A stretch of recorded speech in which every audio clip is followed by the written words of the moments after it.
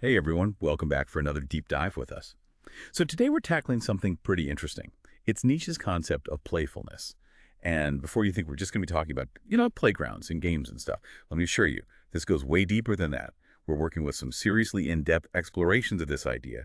And, it gets pretty philosophical.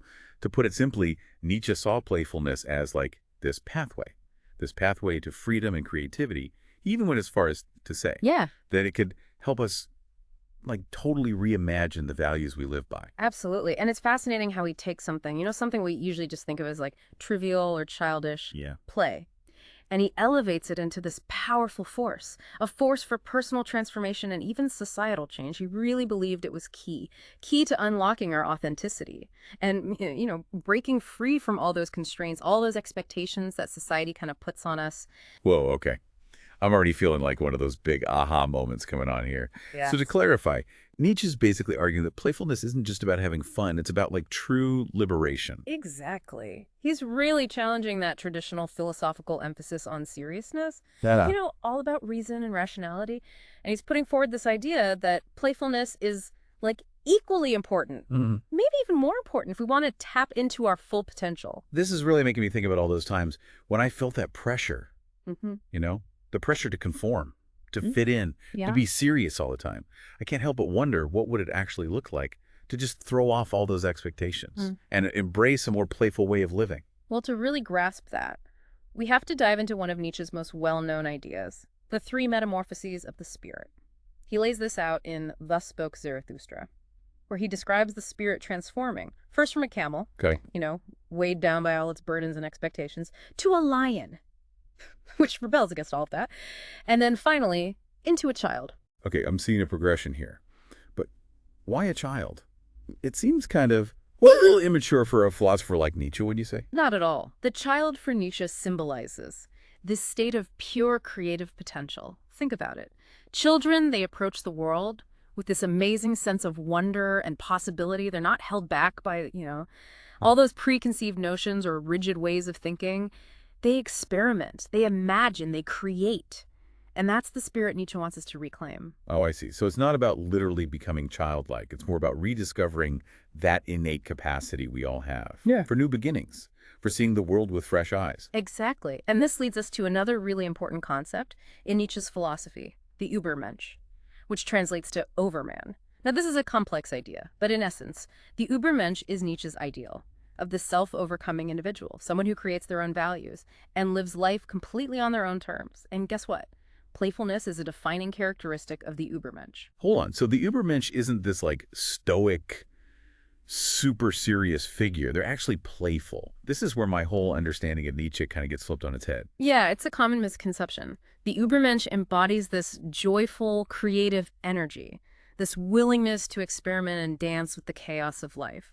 They don't just follow the rules, they create their own game, so to speak. That makes a lot of sense when you consider Nietzsche's own writing style. I mean, he was anything but conventional. Exactly. He used aphorisms, irony, and he constantly challenged the idea of absolute truths. It's almost like he's playing with language and ideas, pushing the boundaries of philosophical discourse. And this playful approach was actually quite radical for his time. It was a reflection of his critique of all those rigid systematic styles that so many other philosophers were using. He wanted to shake things up, to bring the sense of lightness and even humor into a field that was often seen as, overly serious and inaccessible. So basically, Nietzsche's own writing embodies that playful spirit that he's encouraging us to embrace. That's pretty clever. Exactly. And it connects to his deeper critique of excessive seriousness, which he saw as this manifestation of fear, fear of the unknown, fear of change, fear of life's inherent unpredictability. So by embracing playfulness, we're essentially confronting those fears head on, Mm-hmm. choosing to dance with the chaos instead of trying to control it. That's a great way to put it. And this is where Nietzsche's concept of the Dionysian spirit comes in. Okay, now we're getting into the more technical terms. Can you break that down for us? Of course, the Dionysian spirit, it's named after the Greek god Dionysus, represents this chaotic, passionate, and transformative force in life. It's the opposite of the Apollonian spirit, which is all about order, reason, and control. So where does playfulness fit into this? Well, think of it like this. Seriousness is like trying to build this really rigid structure while there's a storm raging around you. It's just futile and exhausting. Playfulness, on the other hand, is like learning to surf. It's about adapting to the waves, embracing the unpredictable nature of things, and finding joy in the movement. That's a great analogy. So instead of resisting the chaos, we're learning to move with it. Exactly. And this takes us to another fascinating aspect of Nietzsche's thinking. He saw this interplay between the Dionysian and Apollonian forces, playing out in art. For him, art was like the ultimate act of playful creation, a way of imposing beauty and meaning onto the chaos of existence. I'm curious, how does that translate into how we understand art and creativity in our own lives? Well, consider how an artist approaches their work. They experiment, they improvise. They're always pushing boundaries and challenging conventions. They're not afraid to make mistakes, to embrace the unexpected. So they embody this playful spirit in a very real and tangible way. Absolutely. And Nietzsche believed that we could all learn from this, whether we consider ourselves artists or not. What stands out to you in this idea of artist play? Does it change how you think about your own creative process? Yeah, it definitely gets me thinking about how I approach creative projects. You know, maybe I should be a bit less afraid to just experiment and make mistakes. But this whole conversation about playfulness and chaos makes me wonder about another one of Nietzsche's ideas, the eternal return. Ah, yes. The idea that life repeats endlessly. Right. And that's a pretty heavy concept. How does playfulness even help us grapple with that, especially if we're not exactly thrilled with, how our lives are going right now? Just imagine facing the prospect of having to live your life over and over again, exactly as it is right now. Would you be filled with dread or excitement? Would you maybe see it as this endless opportunity, an opportunity for variations and new experiences? Honestly, I think my first reaction would be a mix of panic and boredom. Uh, But I think I see where you're going with this. Nietzsche seems to be suggesting that having a playful attitude is kind of essential if we want to embrace this idea of eternal return without completely falling into despair. Exactly. If you approach life with this mindset of it being this grand experiment, this playful exploration of possibilities, then even the idea of endless repetition becomes less daunting. It's about finding the joy in the journey itself, not just fixating on the destination. Okay, that makes sense.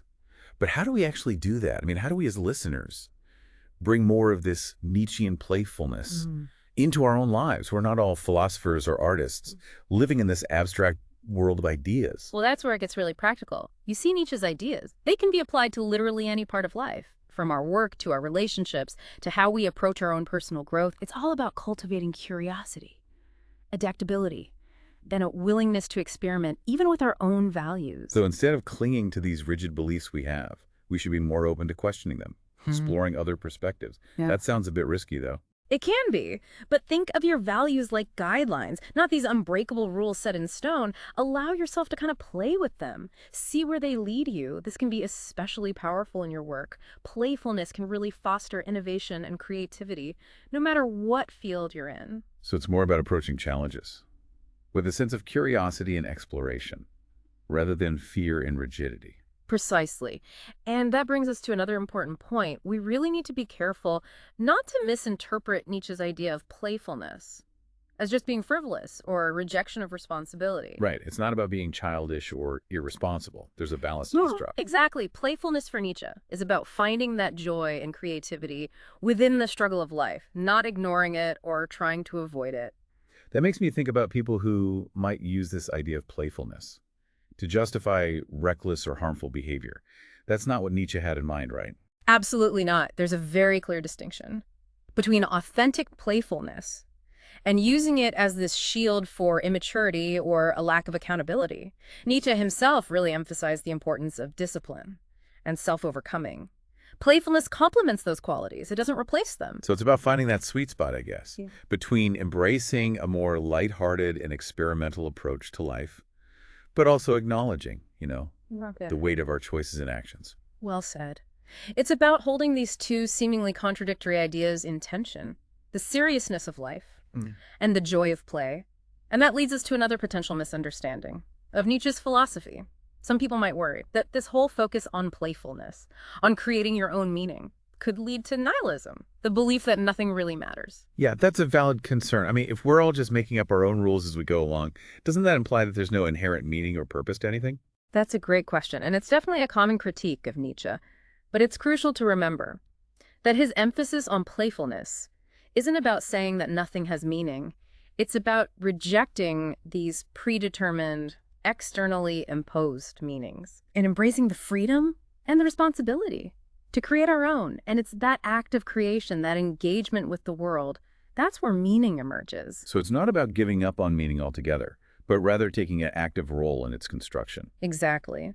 And that's where playfulness becomes such a powerful force. It allows us to experiment, to explore, to find joy and beauty, even when faced with uncertainty and impermanence. It's like we're turning life into a game, but a game with real stakes, real consequences, and real opportunities for growth. That's a great way to put it. It's about finding that balance between taking life seriously enough to make a difference, but not so seriously that we lose the joy of the journey.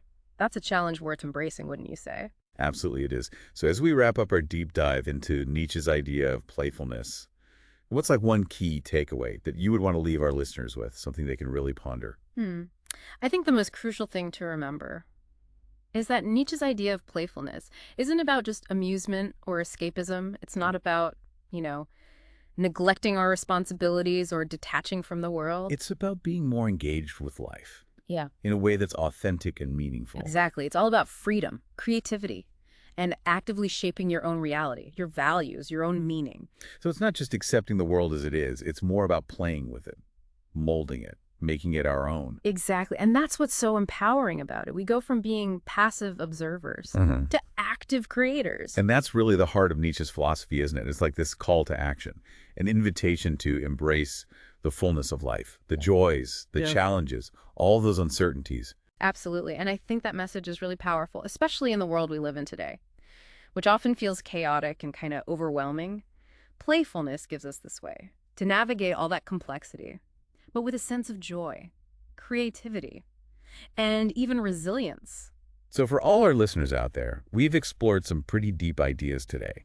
But how can they actually start to bring this playful spirit into their everyday lives? Well, that's the challenge, and also the exciting part. I'd encourage everyone listening to consider how embracing a more playful attitude might change the way they approach challenges and opportunities. How might it affect their relationships, their work, even just their perspective on the world? What new possibilities could open up if we allowed ourselves to play a little more, to experiment, to question those assumptions we hold? It's a journey of self-discovery that starts with the willingness to step outside our comfort zones and embrace the unknown with curiosity and a sense of wonder. Beautifully said. And on that note, we've come to the end of our deep dive. We hope you enjoyed exploring these playful ideas with us. It's been my pleasure. Remember to keep playing, keep exploring, and keep questioning. Until next time, happy adventuring.